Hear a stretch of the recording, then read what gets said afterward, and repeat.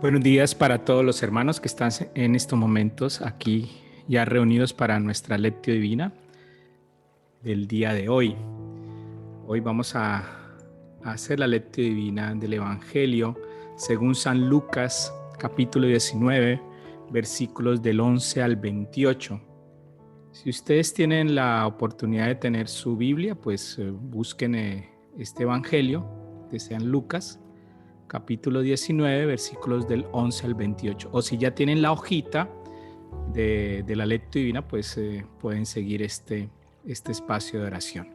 Gracias nuevamente por estar aquí. Esta comunidad de oración que toda la semana se reúne alrededor del Evangelio, alrededor de la palabra de Dios, pues es una motivación más para seguir este camino de vida espiritual. Si alguno de ustedes necesita todavía tener su hojita, manden un correo a cesarprada@passionist.org y ahí nosotros le enviamos su hojita de lectio divina. También a nuestros hermanos que en estos momentos se conectan con nosotros en toda la costa este de los Estados Unidos por Radio María. Gracias por estar aquí con nosotros en este espacio de oración de la lectio divina. Nuestro programa expreso ya culmina todas sus etapas y ahora pues estamos retomando este contacto con ustedes a partir de lo que es la lectio divina y esperamos acompañarlos durante mucho tiempo en este espacio de oración. Así que bienvenidos y pongámonos en presencia del Señor, teniendo en cuenta que es el Espíritu Santo el que nos da la oportunidad de vivir, de experimentar, de sentir, de vivir lo que el Señor nos quiere enseñar, iluminar a partir de el Espíritu Santo que se expresa en esto que es la palabra de Dios, el Evangelio. Pero antes de ese momento, pongámonos en presencia de Dios y vivamos este momento de encuentro con el Espíritu Santo y dejémonos llevar por esta canción en gregoriano que es el Veni Creator Spiritu. Es un canto gregoriano que invoca, que llama, que, que nos conduce a tener ese encuentro con el Espíritu de Dios alrededor del Evangelio del día de hoy, del Evangelio de Lucas, al que estamos convocados hoy para orar. Así que escuchemos, dejémonos llevar por la música, dejémonos motivar e iluminar por el Espíritu de Dios que se expresa en el canto gregoriano del Veni Creator Spiritus.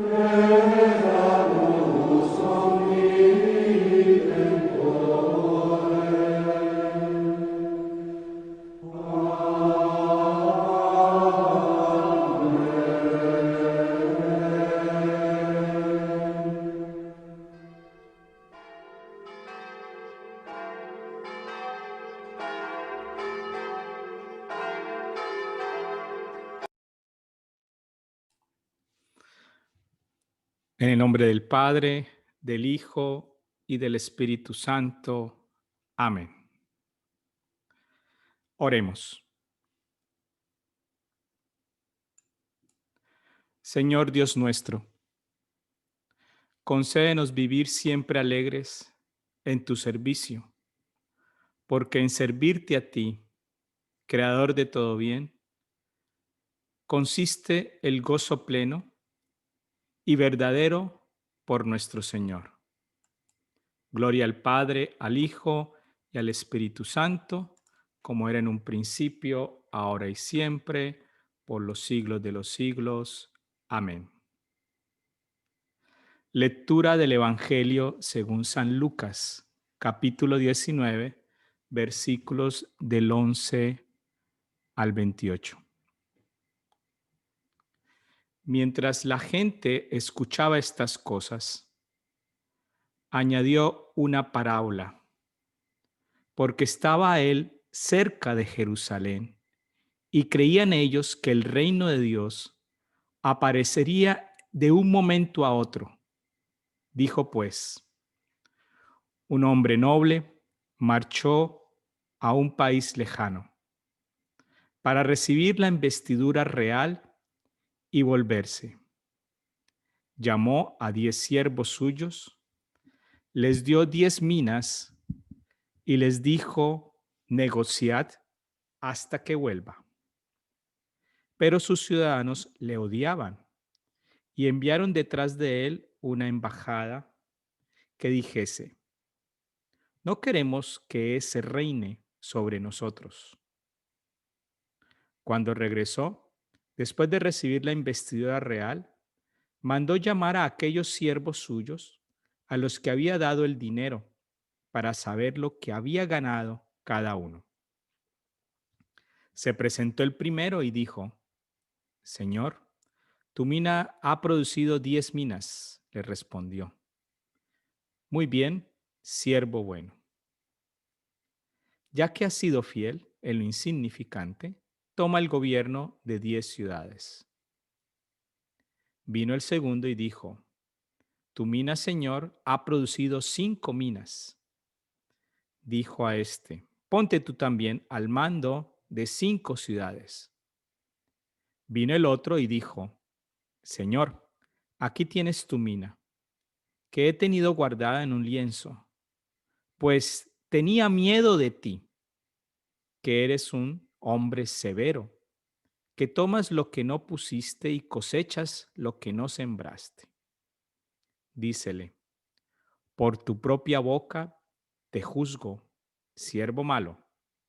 ¿Sabías que yo soy un hombre severo, que tomo lo que no puse y cosecho lo que no sembré? Pues, ¿por qué no colocaste mi dinero en el banco? Y así al volver yo lo habría cobrado con los intereses. Y dijo a los presentes: quitadle la mina y dádsela al que tiene 10 minas. Dijéronle: Señor, tiene ya 10 minas. Os digo que a todo el que tiene se le dará, pero al que no tiene, aún lo que tiene se le quitará. Y a esos enemigos míos, que no querían que yo reinara sobre ellos, traedlos aquí y matadlos delante de mí. Y dicho esto, marchaba por delante, subiendo a Jerusalén. Palabra de Dios. Gloria a ti, Señor Jesús. Muy bien, hermanos. Les voy a invitar a que sigamos haciendo una relectura o hagamos una relectura del texto para tomar aquello que más nos llame la atención. Es decir, aquello que el Señor nos esté proponiendo como un elemento para reflexionar, para pensar, para revisar en nuestras vidas. Y a partir de eso, empezar a tomar ciertas decisiones personales a nivel espiritual. La invitación entonces es a volver a releer el Evangelio y tomar aquello que nos llame la atención, preparando el siguiente momento de reflexión.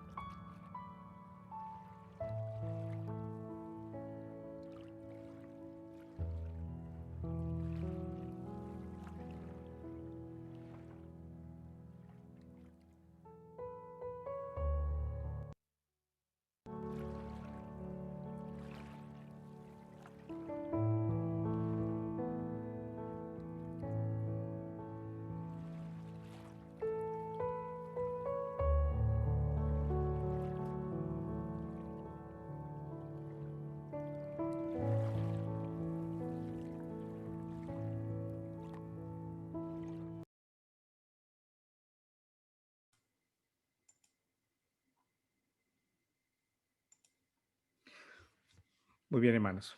Vamos entonces a profundizar en la reflexión de este Evangelio para el día de hoy. Recuerde que estamos con Lucas, capítulo 19.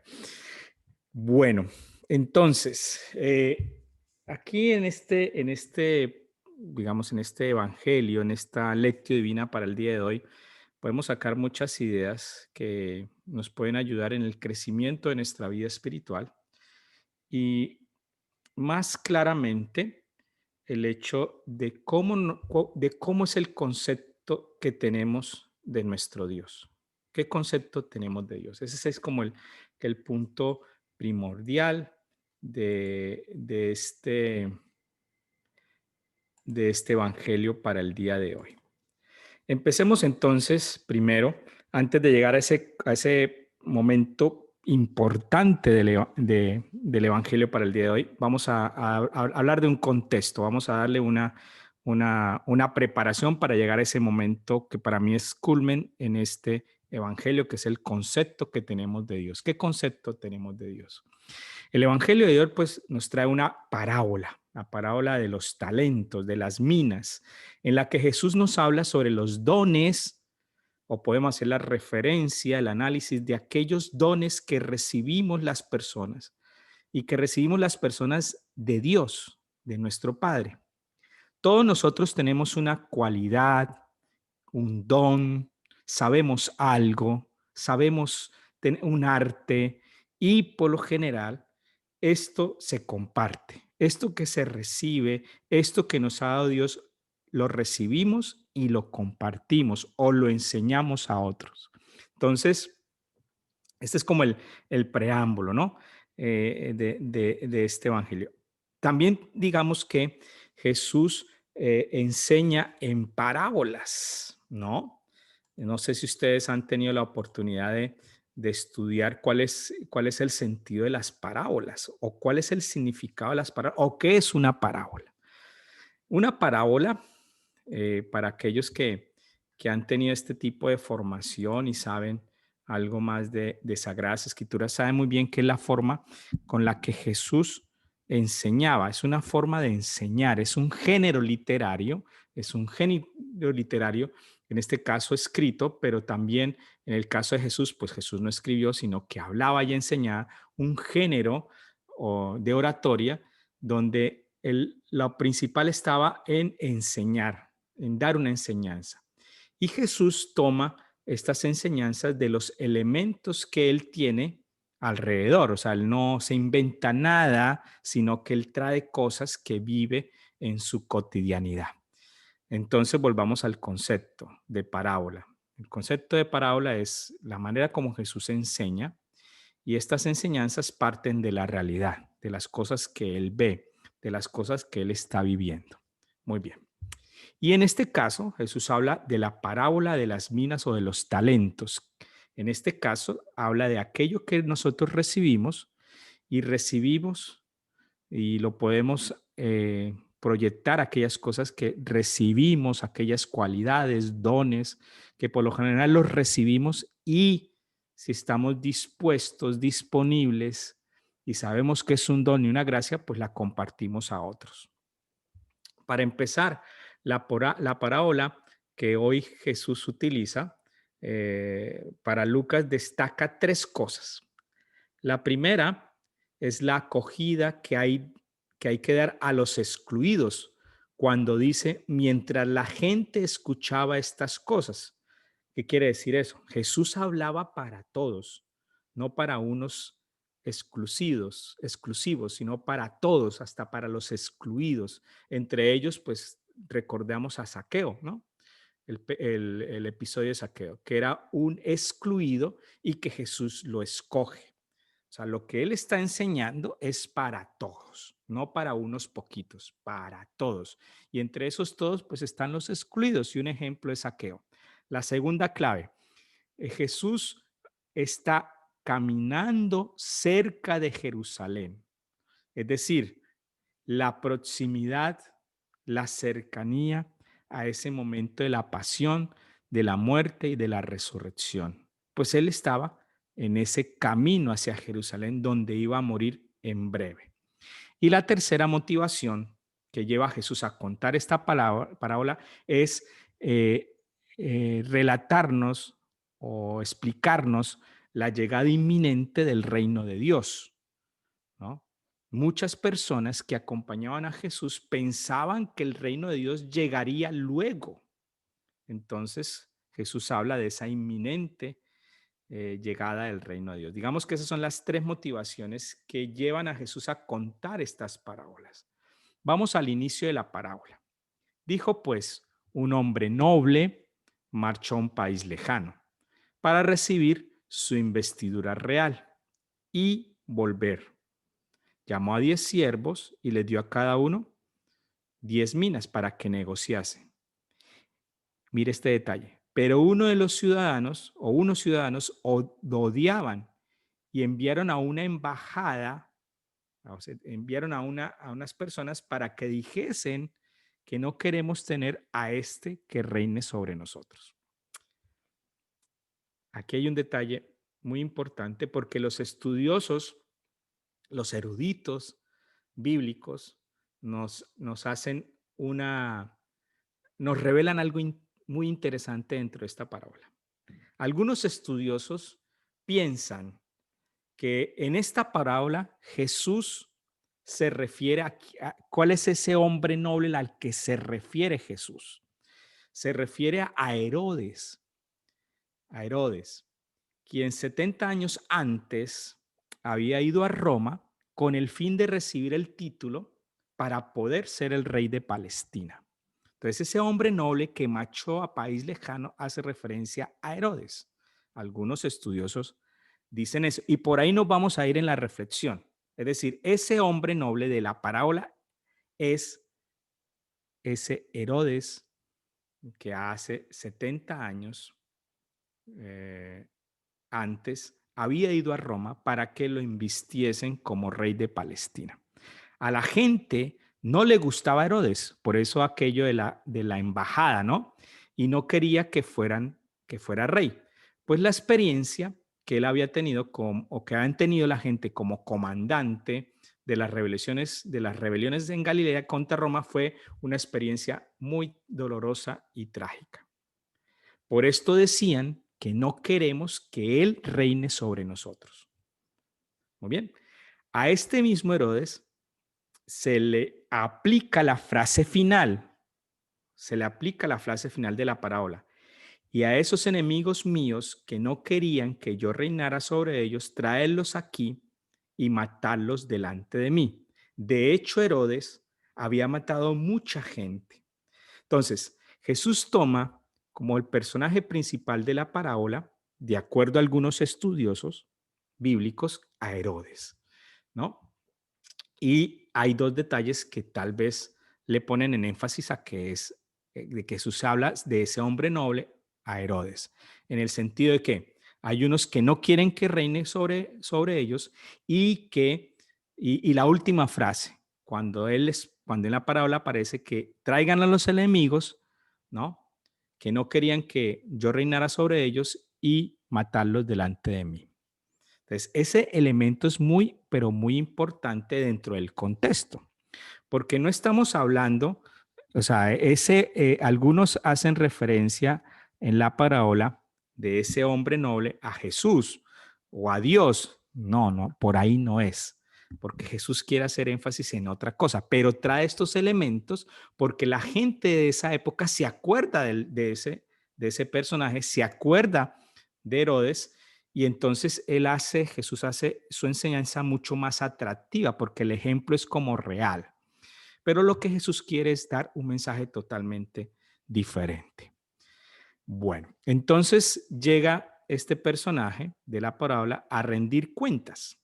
La historia nos dice que Herodes recibió el título de rey y volvió a Palestina para asumir el poder. En la parábola, el rey llama a los empleados y se presenta el primero. El primero le dice, Señor, he producido 10 minas más. Muy bien, siervo bueno, ya que fuiste fiel, toma el gobierno de 10 ciudades. Y así el segundo, 5 ciudades. Según la historia, Herodes Magno, con su hijo Herodes Antipas, ambos sabían muy bien tratar con el dinero y promover a las personas que los ayudaban. En la parábola, el rey da 10 ciudades al empleado que le multiplicó las 100 monedas que había recibido y 5 ciudades al que multiplicó por 5 el que había recibido 5 minas. Entonces, nuevamente, en la parábola, traemos al rey Herodes y hay una situación ahí especial. O sea, al rey Herodes sabía tratar a la gente, sabía tratar el dinero, sabía promover a las personas que lo ayudaban.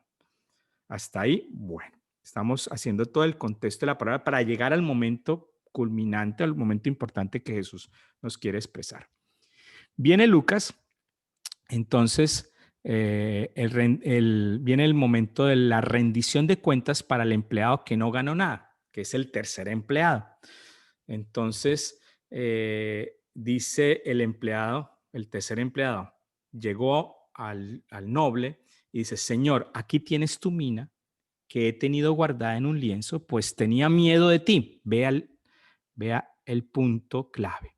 Tenía miedo de ti, que eres un hombre severo, que tomas lo que no pusiste y cosechas lo que no sembraste. En esta frase se aflora una idea equivocada de Dios que es criticada por Jesús. ¿Cuál es la frase o la idea equivocada de Dios que es criticada por Jesús? Cuando el empleado ve a Dios como a un dueño severo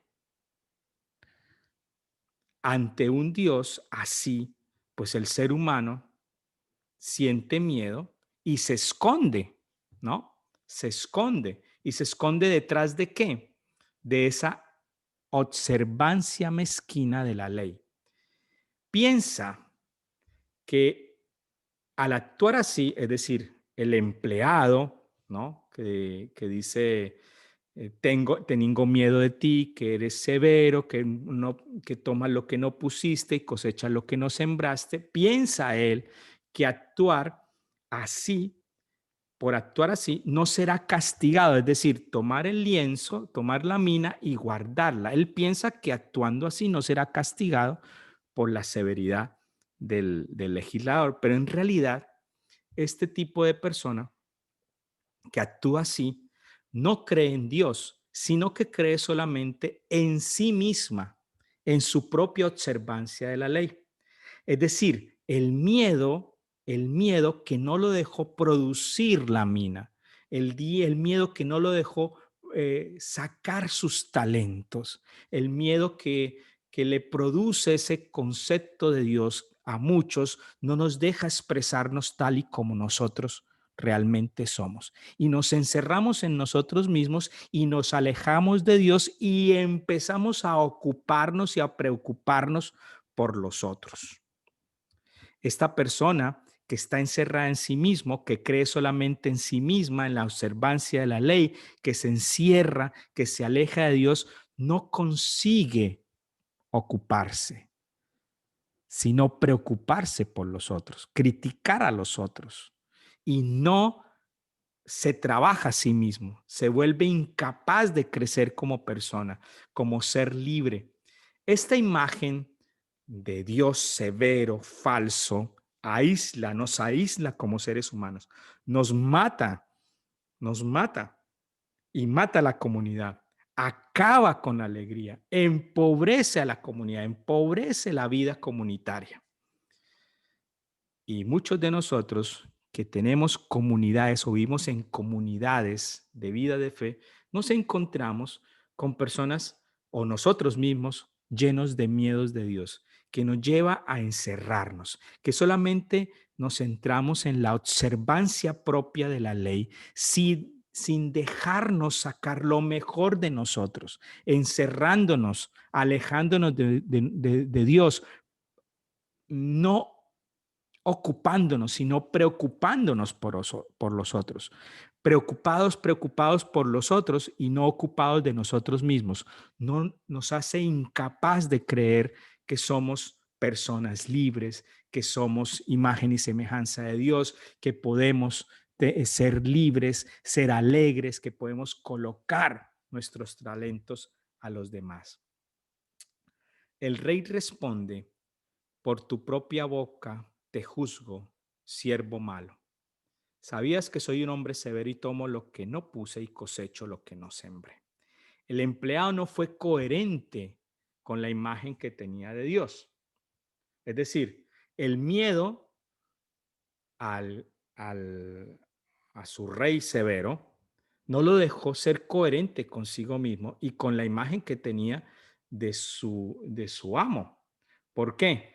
Porque él sabía que era severo, porque por lo menos no hizo algo para darle ganancias a su rey, a su empleador, a su amo. ¿Por qué no lo hizo? Por miedo. Porque tenía, es decir, si realmente hubiese sido coherente con el miedo, no guarda su tesoro o no guarda su encargo, sino que lo pone por lo menos al banco, ¿no? Entonces, a veces nosotros tenemos tanto miedo de Dios, que ni siquiera somos coherentes y actuamos con ese miedo. El problema aquí es la inmadurez, esa temeridad, ese miedo que nos hace inmaduros, ese miedo que influye en nuestra vida y que nos lleva a tener un concepto de Dios totalmente errado, que no nos hace ser coherentes ni siquiera con nosotros mismos. Mm, para concluir, eh, el rey le dice a los presentes: quítenle la mina y dásela al que tiene 10. Y el que tiene 5, dársela al que tiene, dale 5 más. Y al que no tiene nada, quítele todo porque no puede, ¿no? Porque tiene miedo y aparte es incoherente. En esta frase final está parte de la clave de la palabra, que es el simbolismo del reino de Dios y los bienes del reino de Dios. Aquí se nos revela que aquellos que no estamos en presencia de Dios y vivimos o queremos instalar el reino de Dios en esta tierra, necesitamos dejar de sentir miedo, cambiar el concepto de Dios, de un Dios severo a un Dios que nos da estos dones para producirlos, para entregarse a los demás. Es el momento de empezar a ser testigos del reino con nuestros dones al momento de entregarlo a los demás.